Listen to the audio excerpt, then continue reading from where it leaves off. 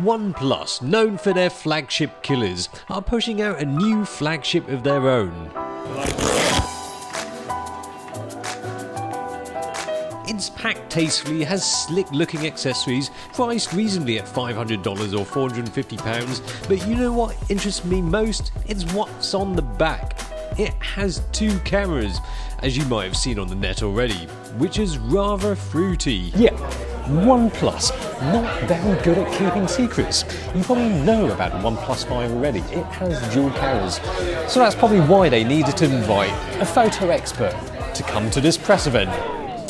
Don't know why they invited me.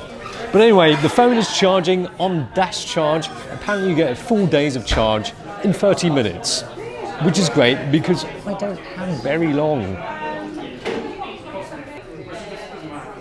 Nearly there. Not much longer the phone is in my hand. It's slim at 7.25mm and you know I'm an Apple fan boy, and despite the two cameras it doesn't feel like too much of a rip-off. It has a headphone jack for a start. Yeah, I know what you're thinking, dual camera, seen it already, iPhone, Huawei, nothing new. Yeah, but this promises to have the highest resolution dual camera smartphone.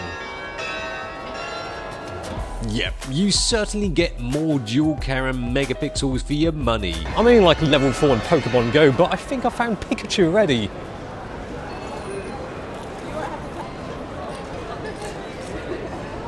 So the standard sensor lens is a 16 megapixel one, the telephoto is a 20 megapixel one, and the selfie camera is 16 megapixels, which is more than enough for most people's faces.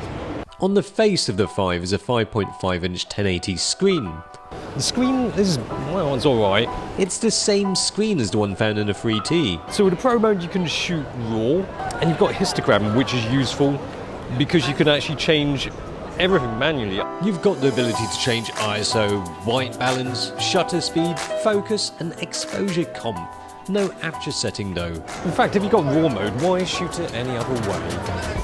With RAW you get DNG files, which lets you recover some details from highlights and shadows, unlike JPEGs. Response is good. There's minimal delay from when you press that button to when it actually takes the shot. Just bumped into Elliot. You're right. You photograph for Hypebeast. Sometimes, yeah. Sometimes.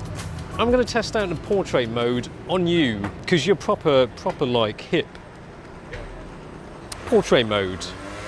Let's have you in front of a sex shop. It's one of my favourite places to go to in this neighbourhood. For photographs or just for pleasure? Really? You know, forget sex shops. I like this shop. If you could just come my way a bit. I want to show off the depth effect. The bokeh effect does look quite artificial, just like the iPhone and also the Huawei, but I found that sometimes blurs the bits that are supposed to be in focus. So I've got the shutter speed on a bit faster so I can freeze some action. Elliot's going to show off his silky skateboard skills now. Here we go. Parkour Elliot. It seems to focus quick, but I mean everything is in focus anyway. Dynamic range is good when you have the HDR function on and has a natural look to it. Colours can look a bit flat, a bit wishy-washy, but fairly accurate, as is the auto white balance. Raw image noise performance good, even ISO 1600 looks good enough to use, only at 3200 does it look a bit too rough. Now, with the video. It takes 4K video with the camera on the back, with 50p or 60p coming at 1080. The video feature seems to be just alright. It shoots 4K on the arse end camera.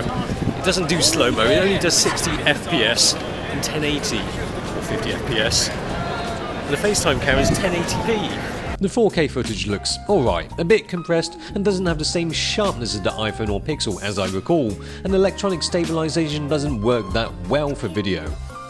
But when you think of it, you do get a lot of the perks of high-priced offerings from the likes of Apple at a lower price point. You even get a phone that is more than a little Apple-y. Oh, one last thing. Forgot to test this selfie mode. Asian bye-bye. So, thank you, Elliot. Follow him just for that parkour bit. Just for the falling over. Yeah. Just for the falling over part.